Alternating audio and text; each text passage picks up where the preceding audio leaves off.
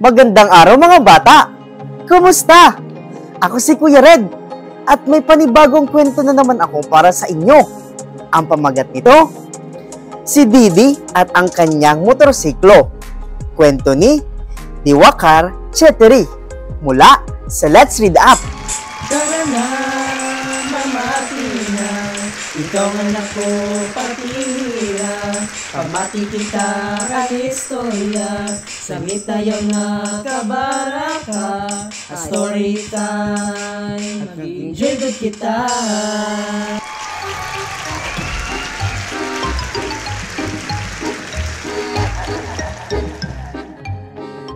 Bumili si Didi ng isang makintab na dilaw na scooty. Pareho kaming napakasaya dahil sa ganda nito.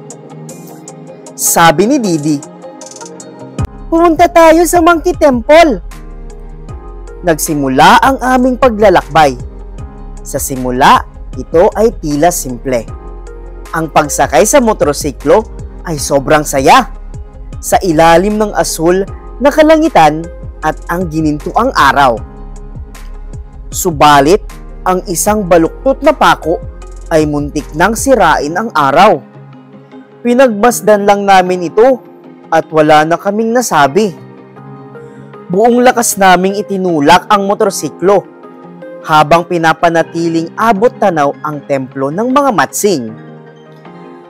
Patuloy kami sa pagtulak hanggang sa kami ay mapagod. Habang kami ay nakita ng isang maliit na monghe mula sa kanyang monasteryo. Nang may masayang ngiti sa kanyang mata, tinulungan niya kami hanggang makalayo na sa kanyang lugar. Kinalaunan, dumating ang isang turista. Palakaibigan at matangkad. Sabi niya, "Ang buhay ay maganda kapag tayo ay nagtutulungan." Sumunod ay dumating ang isang tagabitbit na nag-alok ng kanyang tulong, kahit siya mismo ay may dalang mabigat. Pagkatapos ay isang babaeng pulis ang napadaan.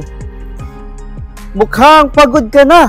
Subukan kong itulak ang motorsiklo." Sa wakas, dala ang aming motorsiklo patungo sa isang garahe.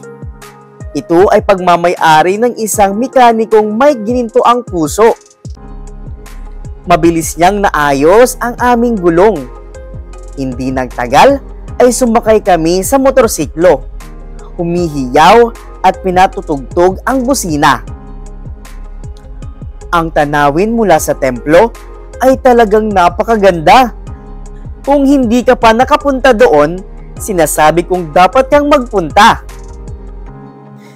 Naglakad kami mula sa templo na may mga ngiti sa aming mga mukha. Pagkatapos ay dumating ang mga musikero na tumutugtog sa iba't ibang lugar. Niyakap ko ang Didi ko at sinabing, "Hayaan ko na ang problema sa pako dahil marami naman tayong nakilalang mababait at matulunging mga tao." At dyan po nagtatapos ang ating kwentong si Didi at ang kanyang motorsiklo. Mga bata, napakagandang kwento at magandang aral ang makukuha natin mula dito. Sabi nga ng isang turista sa kwento, ang buhay ay maganda kapag tayo ay nagtutulungan. Maraming salamat po sa inyong pakikinig. Magkita-kita muli tayo sa susunod na linggo. Paalam!